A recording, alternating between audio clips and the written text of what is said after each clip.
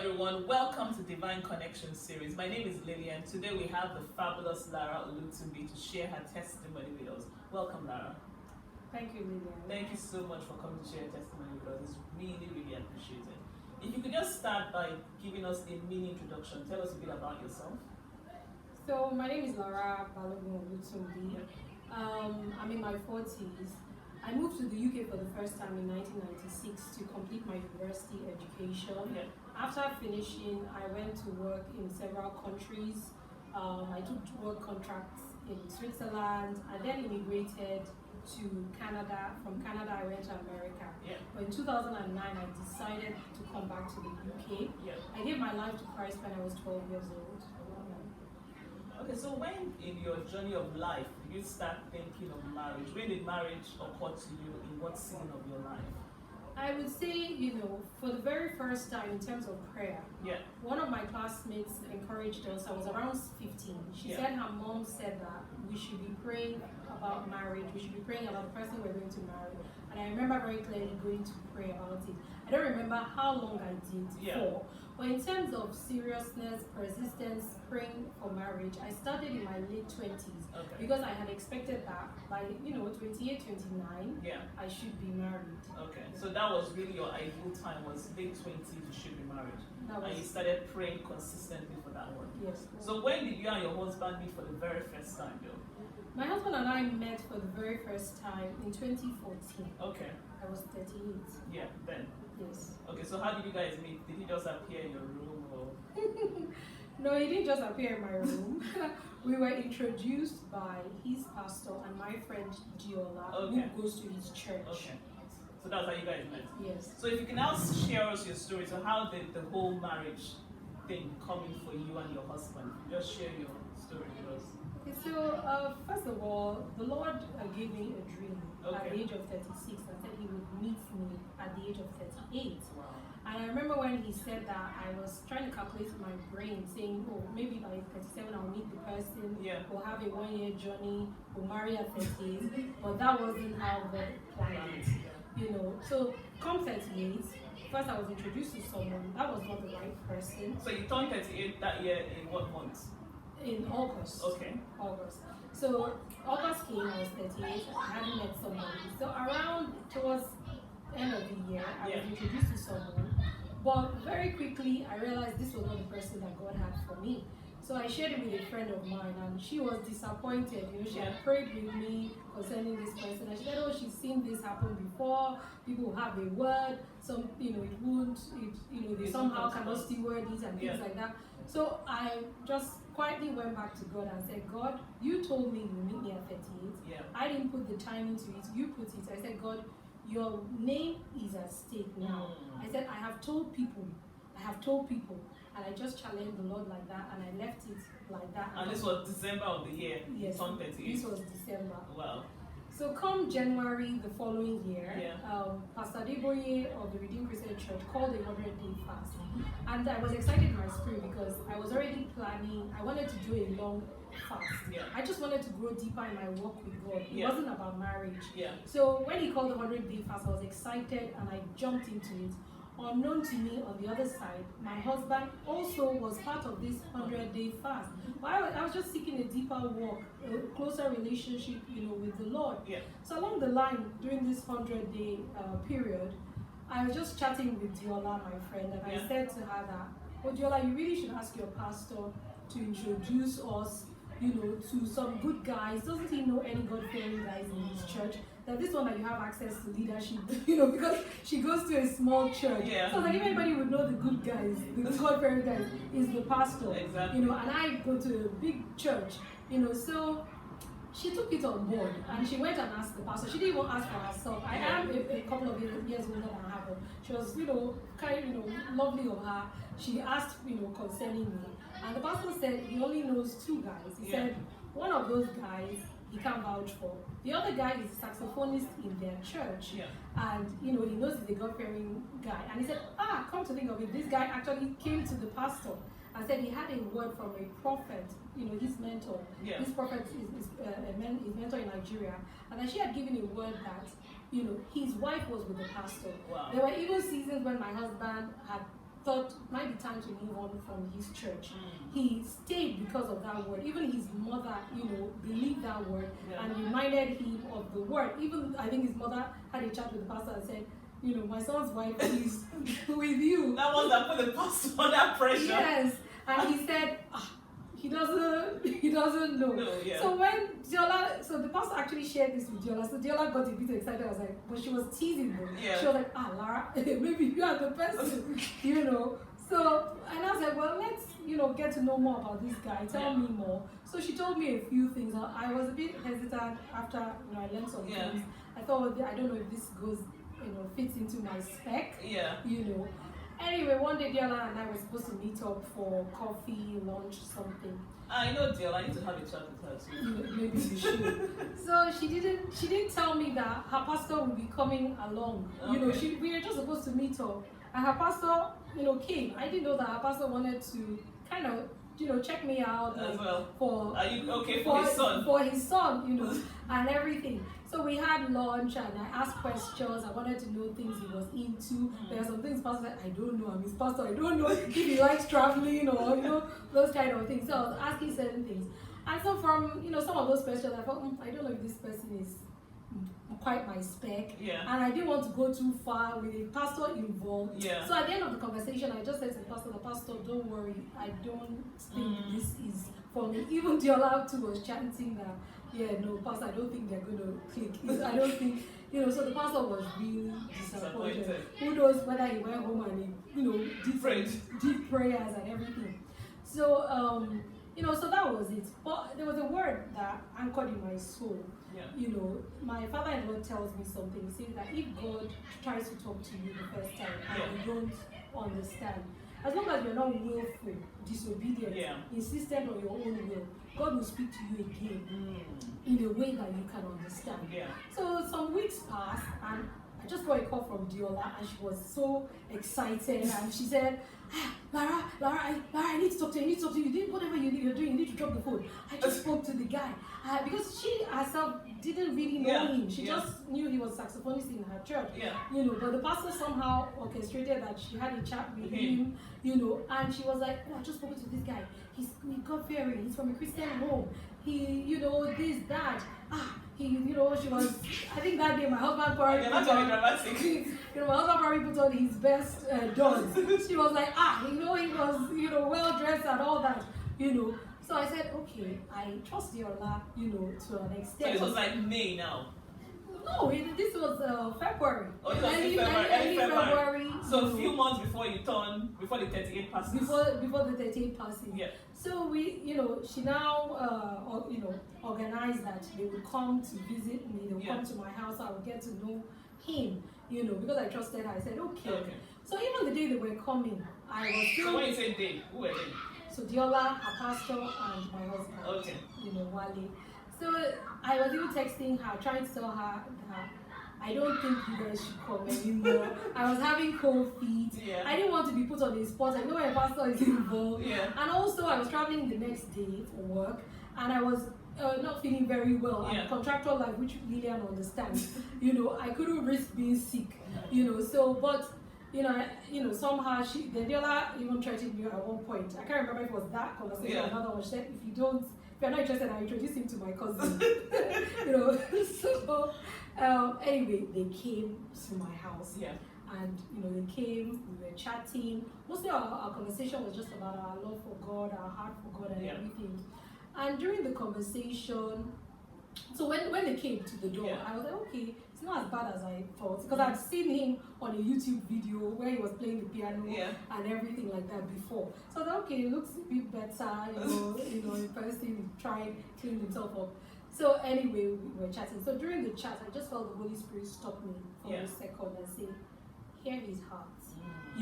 There were certain things I was concerned about, because my husband actually studied music. Yeah. And I came from a home where my mother was a nurse, my father was an engineer, So I was a bit skeptical because I knew that he had invested a lot of his life in his music. Yeah, and so he wants the proper profession. Yes. So I felt... As we define it. Yes, as we define human beings, not how God defines it.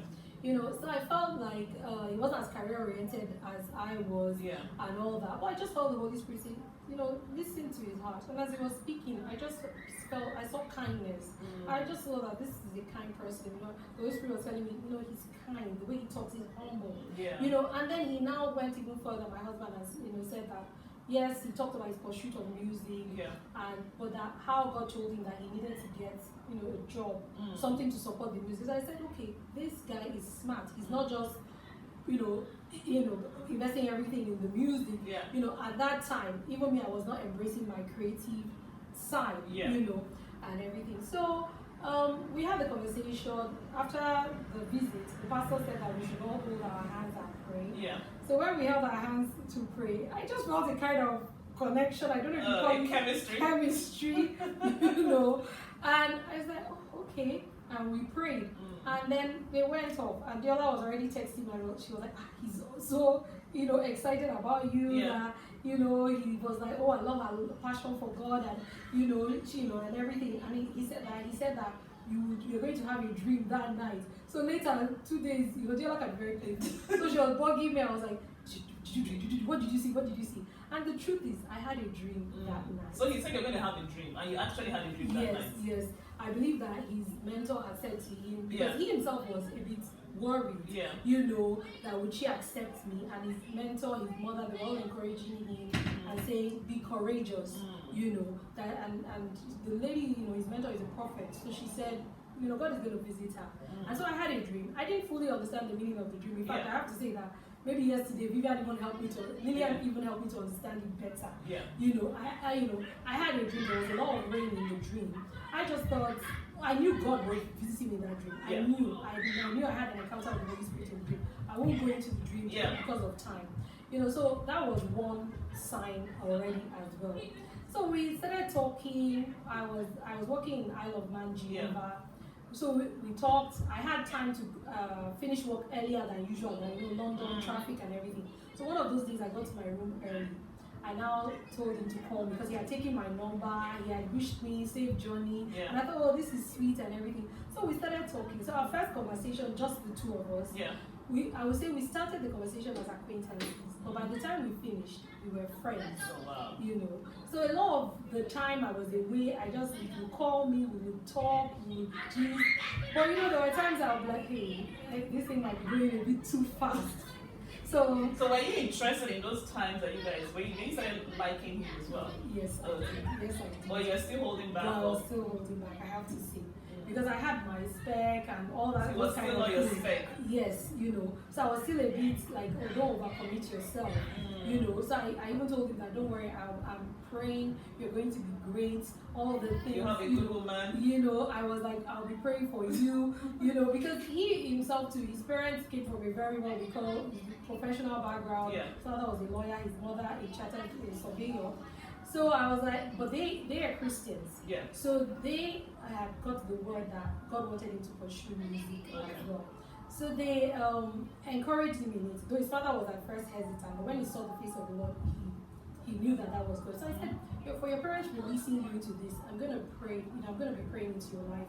And I said to him, I was just more like, oh, friend, I'm just praying into your life. I'm not ready to be part of that struggle, So, that was it. And then I came back to London on Valentine's Day. So we were in February. He came to see me that evening, after I arrived. And when he came, this spec thing, and I'm into style and everything. Yeah. And my husband, he knows. Fashionista, I call her fashionista. My husband, he knows this, it's not a secret. I was like, man, he came in one silky suit, some croc kind of shoes. Yeah. Even till today, he says it. And I was like, this guy, Lara, are you sure that you are overcommitting yourself? Yeah. So after the visit, I sent him a text and I said, I don't really know about this, because he obviously said, will you be my Valentine? Would I want to be like this, And I was like, I don't know, I can't promise you anything, because I felt things were going too fast. Yeah. So he said, oh, he was sad, he was down, and I started feeling bad. I, like, oh God, I hope I haven't led him on. Because it was almost like when I came back to London, I was back to my base. Yeah. So it was like back to reality. So you start saying, maybe you've overcommitted yourself, you've given this guy, an impression and everything. So the next day I went to a wedding in Birmingham. Yeah. And all through that, the thing was on my mind. I was tossing and turning. It's like the Holy Spirit was on me. Wow. He didn't let me go. And I was like, oh. I was like, this is not really fully the spec I want to pray.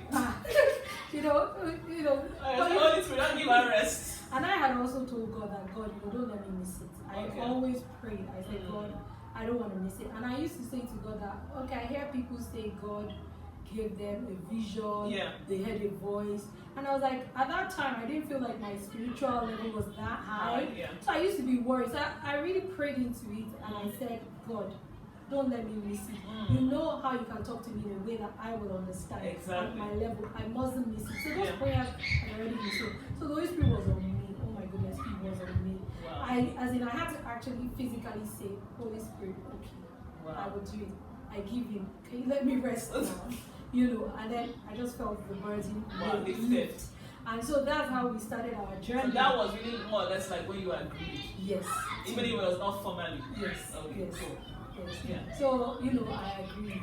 And, he started to tell me things about how one day we were chatting and I said, oh, do you know I don't really like cooking? And he was like, wow, that God actually told him that, the person he's going to marry is not going to be disposed to cooking. Wow. And yes. And even, some years before, God had prepared him and said, you better go and start brushing up your cooking. Wow. And naturally, my husband likes cooking. But you know how the Nigerian culture, he was really cooking for himself on his own. So he actually went on Duni Rooney. His mom is an excellent cook, so she was giving him tips. And because, she's a woman of God, so she didn't even say things like, oh, what kind of woman is that? She was all encouraging him about the cooking. My husband loves cooking. As in, if you don't like his food, it hurts him. So that was one confirmation. I found journals, things that I had written, even the description, even where maybe I was waiting for my tall, dark. I found notes where I had written about the person, that I had a dream, that I met somebody on the bus. And it was just my husband's description, chubby. Because you completely forgot that one. Yes, I just going through my journals one day and I saw the note. That's why it's good to keep journals. Yes. And this one, it was even so private to me that I actually tore the paper, tucked it in, because my journal had a pocket, tucked it in there. So I now saw that and I was like, wow. Even the description, that it was a little chubby and all that, I was like, wow, okay. And even, the season of his life, because the date, was there. He had things on his mind, he was going through a kind of season. It was all there, So, and even during the 100-day fast, just before the introduction, I had a dream where my husband was, a man was walking next to me and saying, how can I meet my wife? I want to meet my wife. How do I find my wife? And I said to the person, I said, just ask the Holy Spirit to order your steps into her life. And you know how dreams can be. The person was standing next to me. All of a sudden, he started walking towards me. And there was an excitement in my spirit, So there were so many ways God confirmed it. My father in the Lord, one time I was talking to him, I talked about maybe some of my concerns and things like that. And as we were talking, my father in the Lord doesn't do this because he schooled me to hear God for myself, unless the Spirit of God really prompts him. As we were talking, he just said, I'm seeing a vision. And I'm seeing you in your wedding dress, very simple dress. And he said, Lara, that's your husband. Wow. He actually went out on a limb because prophets nowadays don't really really tell that, you because there have been so many, things, and because people don't realize that even when God gives a word, you have to walk it out. Exactly. And, and the other person has to agree to that word. That's right. So, and that was actually a description of our first wedding because my father in the Lord actually married us on his porch in America before we came to do the big celebration. And all this happened very quickly. Wow. So that means before your 39th birthday, yes, you were engaged to the man. I was even married. You were married before. I was married because so God told you He will meet you at 38. Yes. And in just the span of months, yes, your marriage came to pass. Yes. Wow. I was married in him because we got married July in America. On my father. So it just happened so fast. Yes, it happened. You guys met in February and July you met, which is actually quite not the norm. A couple people say you get to know him better, even from the logical point of view. You know, how do you know this is the right person, your husband? But God had already prepared you. Yes. Before you guys even met. God had prepared both of us so well. Yeah. I mean, I knew, you know, even when I was worrying about the wedding, and you know, I had a dream that, you know, in the dream a TV like a screen fell open, and I just saw my wedding before me, and I saw my friends, my best friends, dancing, celebrating, and the Lord was just showing me that He had gone ahead. And also came, when we decided that we were going to marry, we also came to see the pastor of my church, Pastor Agri Ruku. And he knew my husband more than he knew me. Okay. You know, because my husband plays in redeemed circles and things like that, and he played for an event at Jesus' house. So, but he knew me a little bit, and he knew, you know, I reminded him. So he now said, "Oh, I have to pray about this. You know, you both can't afford to get it wrong, because you both have, you know, calls on your life that God wants you know." So he said, "I will pray." You know, when we said, "Oh, should we come and see?" He said, "No. If it's God, it will stand. If it's not God, it will not stand." Praise God. There, yes. And another place that I call home, a fellowship that I go to that is really dear to my heart, is an intercessory prophetic ministry. So I had already sent my husband there before I came back from Geneva to go. You know, sometimes you send them to the prophets for them to let the prophet scream. Let them scream them. So he's gone, and I also really sent him for himself, you know, because I knew that. I think I know that intercessory ministry. Oh, yes, go ahead. Yes. So I also they sent him in the weekday. Yes. On the weekday. Yes. So I also sent him for himself as well. So he went, and he was, you know, he encountered the Lord. You know, and then I told the leader of the ministry that she see one man like him. She was like, yes. I was like, I am the one that sent him, that this man is knocking on my door. She was like, oh, you should have told me. I would have even gone an extra mile. You know, so, you know, so that was that. So another day we had the chance to go together. We took a Tuesday off, we went. And whilst we were there, no prophetic word came directly, you know, from the woman of God. So I was a bit bothered, because I wanted confirmation, as you know.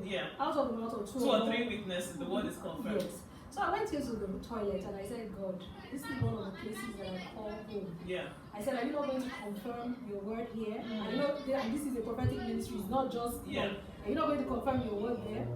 And I left it there. And that's one thing, when you tell person, just sometimes, just leave it within.